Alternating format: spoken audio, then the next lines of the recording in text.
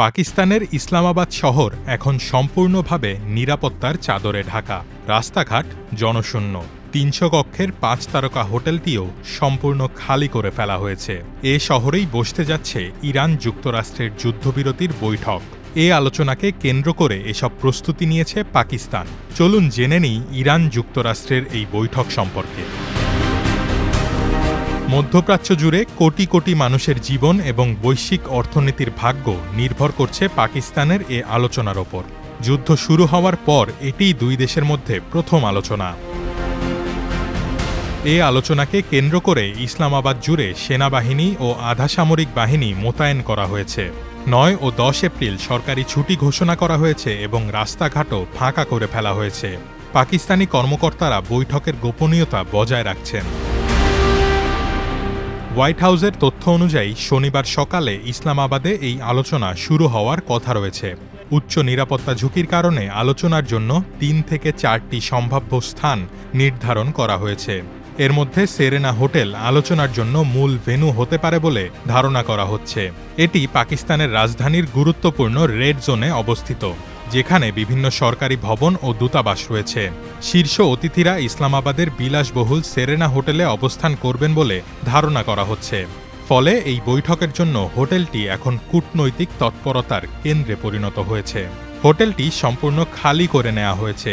হোটেলটির আশপাশের ৩ কিলোমিটার পর্যন্ত রয়েছে সেনাবাহিনীর নিয়ন্ত্রণে। ১২ এপ্রিল রাত পর্যন্ত হোটেলটি সংরক্ষিত থাকবে বলে জানানো হয়েছে অতিথিদের। এছাড়া প্রধানমন্ত্রীর সচিবালয় বা কোনো নিরাপদ সামরিক স্থাপনাও আলোচনার ভেন্যু হতে পারে। সেরেনা হোটেল পাকিস্তানের নিরাপদ হোটেলগুলোর মধ্যে অন্যতম। ৬ একর জায়গা জুড়ে বিস্তৃত এই হোটেলটি উচ্চ নিরাপত্তা সম্পন্ন এলাকায় অবস্থিত। এখানে রয়েছে মাল্টি লেয়ার সিকিউরিটি চেকপয়েন্ট এবং অত্যাধুনিক নজরদারি ব্যবস্থা। পাকিস্তানের অন্যতম প্রধান ৫ তারকা হোটেল, যার মালিকানাধীন Aga Khan fund for economic development. ২০০২ সালে তৎকালীন প্রেসিডেন্ট পারভেজ মোশাররফ এটি উদ্বোধন করেছিলেন।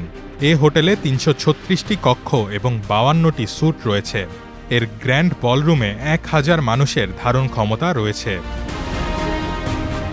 আলোচনায় আমেরিকান প্রতিনিধি দলের নেতৃত্বে থাকবেন ভাইস প্রেসিডেন্ট জে.ডি. ভ্যান্স, বিশেষ দূত স্টিভ উইটকফ এবং প্রেসিডেন্ট ডোনাল্ড ট্রাম্পের জামাতা জ্যারেড কুশনার। ইরান আনুষ্ঠানিকভাবে তাদের প্রতিনিধি দলের নাম ঘোষণা করেনি, তবে স্থানীয় কিছু সংবাদ মাধ্যমের খবর অনুযায়ী ইরানি দলের নেতৃত্বে থাকতে পারেন পার্লামেন্ট স্পিকার মোহাম্মদ বাঘের গালিবাফ। যুদ্ধের সময় ট্রাম্প প্রশাসনের সাথে আলোচনার ক্ষেত্রে গালিবাফ একজন মূল মধ্যস্থতাকারী হিসেবে আবির্ভূত হয়েছেন। আল জাজিরার একটি প্রতিবেদন বলছে এই আলোচনা ১৫ দিন পর্যন্ত চলতে পারে।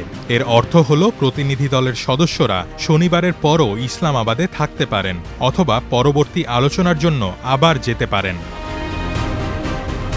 তবে যুদ্ধবিরতির শর্তাবলী নিয়েই যেহেতু দুপক্ষ একমত হতে পারছে না, তাই আলোচনার এজেন্ডা ঠিক করা বেশ কঠিন হতে পারে।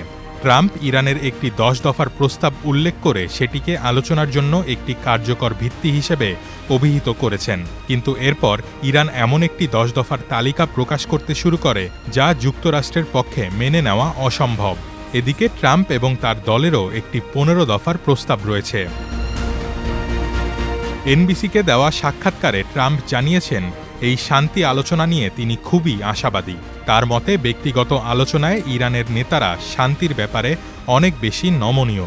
তিনি বলেন তারা পরাজিত হয়েছে, তাদের কোনো সামরিক শক্তি নেই।